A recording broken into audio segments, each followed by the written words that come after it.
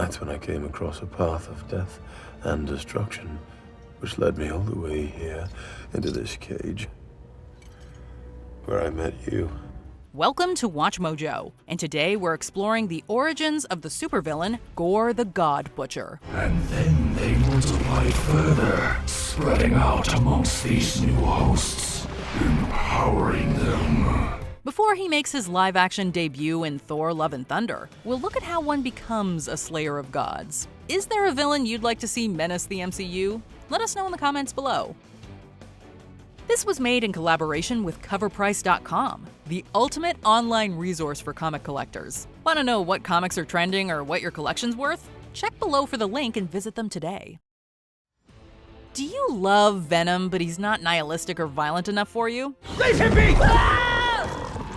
I shall remove your head! No, you won't! I will use it for bowling! You're in luck. We present to you Gorr the God Butcher. While natural disasters were unfortunately common on his rough planet, basic resources like food and drink were scarce. In this hopeless environment, Gorr served as the provider for his family. And one thing that kept him going was his wife's assurance that their gods would hear their prayers and deliver salvation. Sadly, no divine beings ever came to their aid. For my days are ended, and my prayer unanswered. What prayer, old man?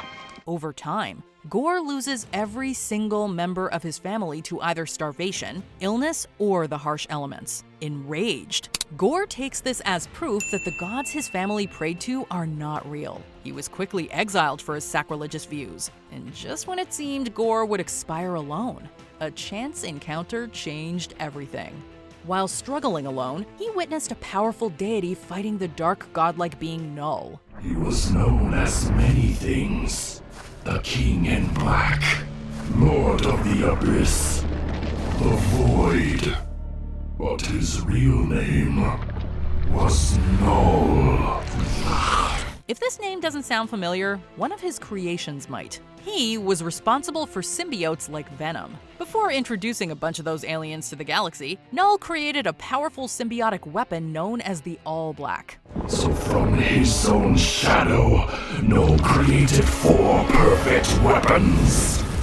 His weapons were not just tools, they were life forms. The variable symbiote can turn into items like swords and armor while granting its user great power. Null quickly showed how effective the weapon was by defeating one of the Celestials that brought light to his dark realm. Ironically, the deceased head of Null's enemy eventually became a lively planet known as Nowhere. What is it? It's called Nowhere, the severed head of an ancient celestial being.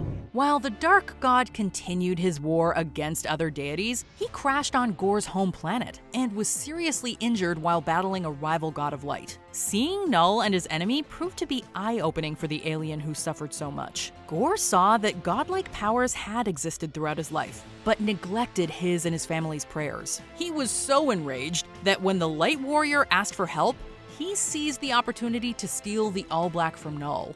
An explorer from another world had found them and accepted them. Now bonded with a weapon of living darkness, Gorr formed a dagger from the symbiote and assassinated the God of Light. He immediately flew off his planet with the help of the All-Black.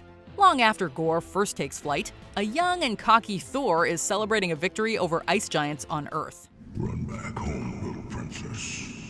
Dad.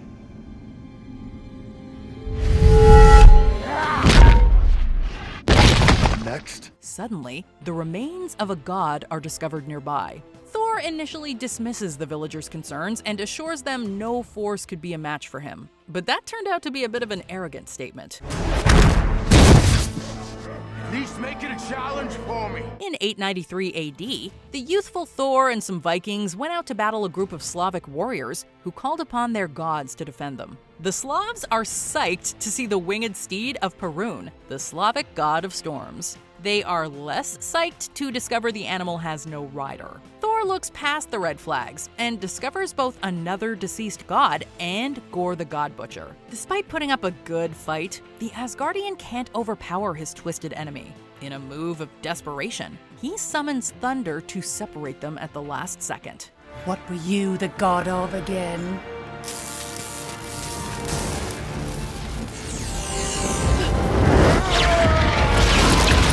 An injured Thor wakes up after resting for days and immediately goes after Gorr again. Unfortunately, the Asgardian doesn't like what he finds. Gorr puts Thor in chains and hurts the god for days. How much longer do you think we'll be here?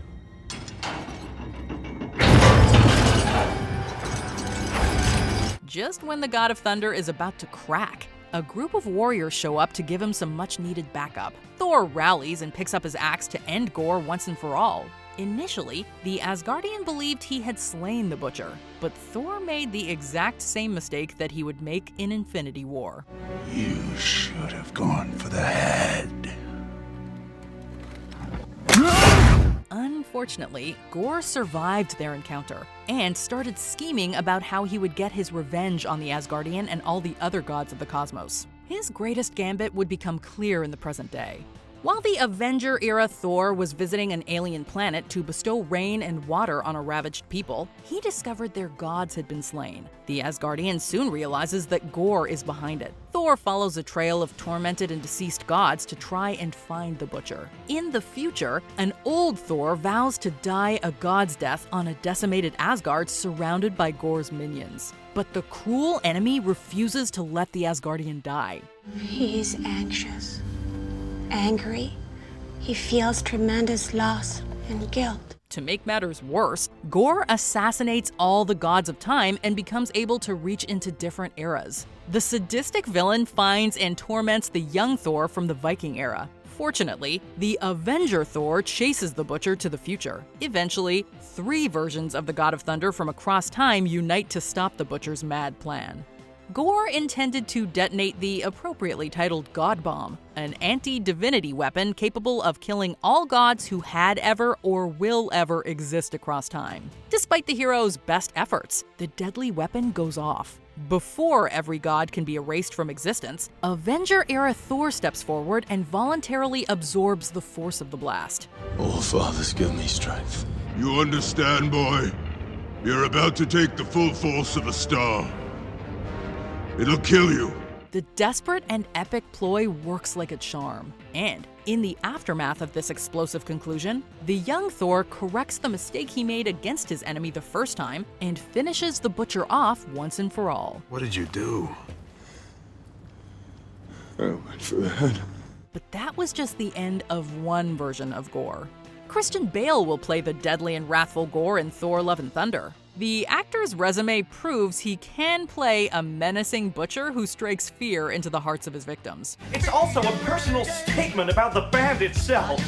Hey, Paul! Given the villain's reputation, are you as worried as we are about those smiling Greek gods seen in the trailer? Bale wouldn't have been able to become this heinous villain on screen without Gorr's first full appearance in Thor: God of Thunder #2. I mean, I guess I'm a pretty sick guy. Recently, the value of the comic has escalated to all new highs. In May 2022, it trended at an ungraded fair market value of $145 and as high as $700 graded. Artist Danielle Acuna also has a rare variant that trends at a fair market value of $320 ungraded and $2,000 graded. So, if you're a comic collector, you might want to get your hands on a back issue copy before Bale brings even more attention to Gorr. Look at that subtle off-white coloring. The tasteful thickness of it. Oh my god. It even has a watermark. Before we continue, be sure to subscribe to our channel and ring the bell to get notified about our latest videos. You have the option to be notified for occasional videos or all of them. If you're on your phone, make sure you go into your settings and switch on notifications. While the Butcher's origins are undoubtedly tragic, the unspeakable actions he committed with the All Black could never be forgotten. But we have to admit that Gorr's violence, hatred of deities, and incredible power make him a great enemy for Thor to overcome. It's exciting to think of where this relatively recent villain might pop up after appearing in Love and Thunder. If Gorr appears in your neck of the woods, just pray he doesn't believe you're a god. We are not gods. We're born, we live, we die, just as humans do. Give or take 5,000 years. This list was made in collaboration with CoverPrice.com, the ultimate online resource for comic collectors. To track the value of Gorr's key comic book appearances or to find out what your collection is worth, visit coverprice.com. Click below for the link and visit them today. Do you agree with our picks? Check out this other recent clip from WatchMojo, and be sure to subscribe and ring the bell to be notified about our latest videos.